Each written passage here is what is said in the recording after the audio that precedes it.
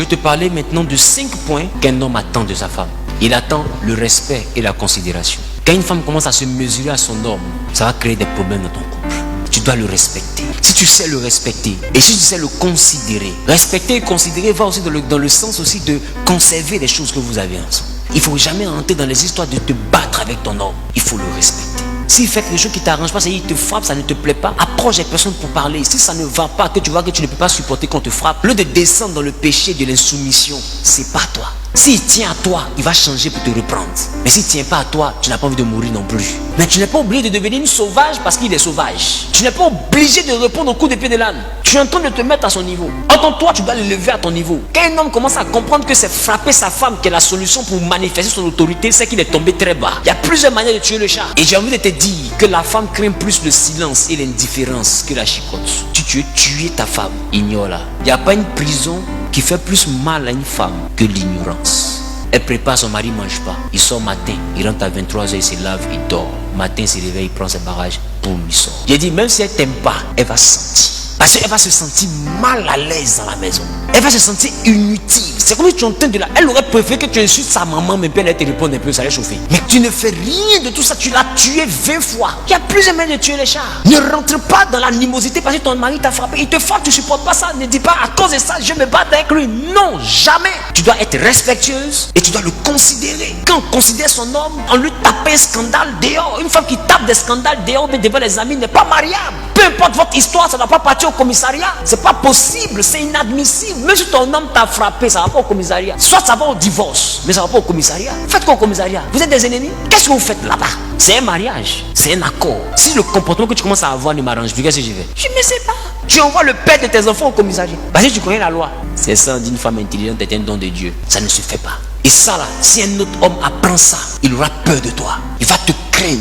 Parce que la loi est là pour te protéger. Tu ne peux pas supporter, mon ami. On ne va pas rester là pour se tuer. Qu'est-ce que je fais? Tu t'en au travail, tu viens trouver mon sac à main est parti. Je suis parti. Abandonner le domicile, pas abandonner le domicile. J'ai pas envie de mourir d'un tiré. Si tu veux changer, tu sais où me trouver. Mais tu ne descends pas dans l'animosité pour ça. Respect et considération. Deuxième point, satisfaire le besoin sexuel de son homme. L'homme a un appétit sexuel. Il ne dure pas dedans. Il ne peut pas faire beaucoup comme la femme. Mais il fait beaucoup de petits. Je vais te faire comprendre que l'homme ne pratique pas le sexe seulement que pour faire des enfants. Non. Des fois, il utilise ça pour se détendre. Des fois, il est stressé. Des fois, il est surmené. Il a besoin de quitter la terre un peu. Il se réfugie dans sa femme. Des fois, il a un manque d'affection. Il se réfugie dans sa femme. Parce que d'ailleurs, il est acculé. Il est oppressé de toutes parts. Donc cette proximité avec le corps de la femme le rassure. Mais il ne va jamais se comporter comme un bébé dans ta main aussi pour ne pas te montrer qu'il est venu se rassurer. En tant qu'il sort de là, il ressort fortifié. Mais il ne va jamais te dire que tu le fortifies. Jamais. Plus tu es qui? Pourquoi? Donc il se joue les chefs même quand tu l'aides.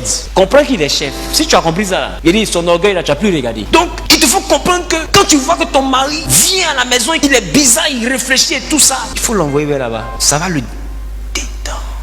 Tu fais ça bien. C'est quel genre de pasteurs ça? Vraiment, on voit toutes sortes de pasteurs dans le pays là. Que des faux prophètes.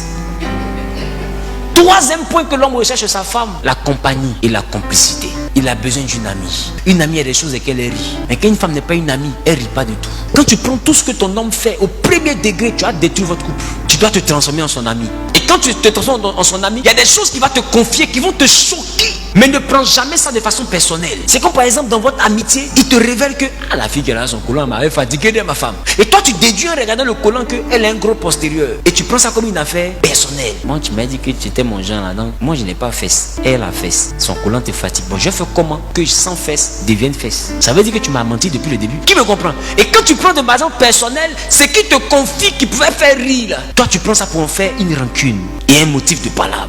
Et quand c'est comme ça qu'il te dit, mais vraiment le collant là m'a fatigué. Il faut dire, mais mon ami, tu as vu tout cela, mais c'est petit là que tu as pris. Et puis on en rit. Tu vas voir qu'il y a une amitié qui va naître entre vous automatiquement. Il va te sentir comme son frère sang. Est-ce que quelqu'un me comprend? Son élément qui peut partager des choses. Il a besoin d'une compagnie. Parce qu'il a tendance à ne rien prendre au sérieux. Or la femme prend tout au sérieux. Donc du coup votre amitié ne peut pas bien coller. Et si tu réussis le test de l'amitié avec ton mari, tu as gagné. Tu n'entendras jamais parler d'enfant dehors. Parce qu'avant qu'un et puis jusqu'à un enfant, tu as désamorcé la bombe. Parce que tu le maîtrises, c'est ton élément. Mais quand il est ton mari, mais en même temps c'est un étranger, tu t'es tué. Il doit devenir ton ami.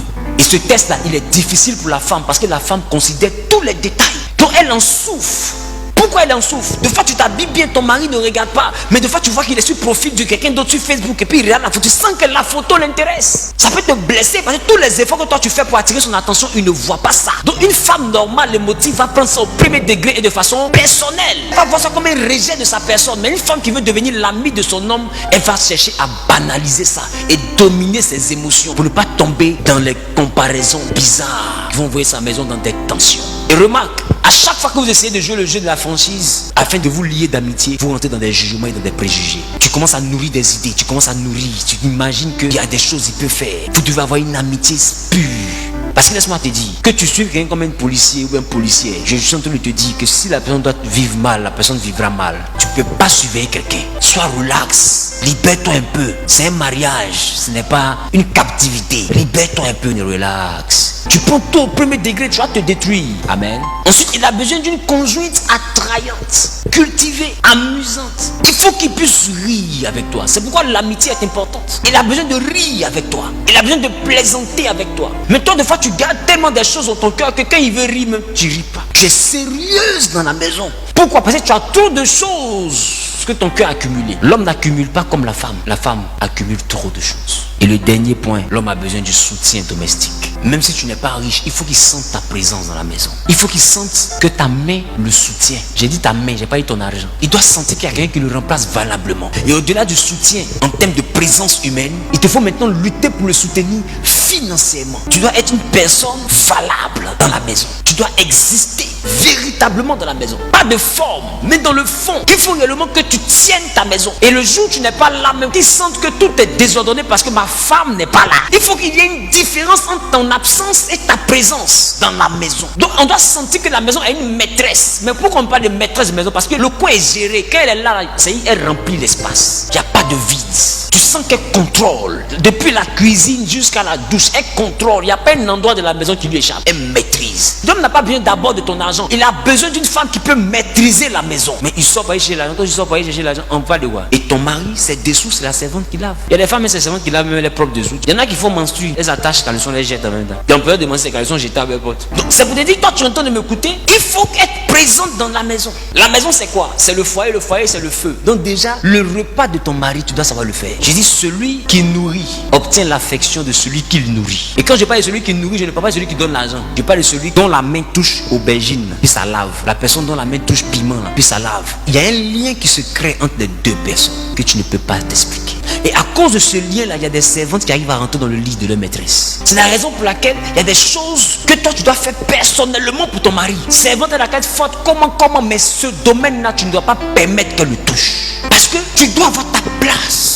Elle rentre jusqu'à l'accès au placard de ton mari. Non. Ce qui concerne ton mari, tu dois le gérer toi-même. Ton mari doit sentir qu'il y a une femme auprès de lui. Donc dans la maison, tu dois avoir ta place. Tu dois être un soutien domestique. La vraie femme, la Bible dit, elle bâtit quoi? Sa maison. C'est pas d'abord une intellectuelle. C'est pas d'abord une super intelligente. C'est pas d'abord une super riche. On dit, elle bâtit. Elle a le sens de la gestion de la maison. Il y a des femmes, même l'enfant est constipé, elle n'arrive pas à voir. L'enfant anémié, elle n'arrive pas à savoir. Il faut sa maman venir voir. Ah, l'enfant, ses yeux sont blancs. Pour savoir qu'il y a une anémie. Mais elle met le coucher à côté de l'enfant.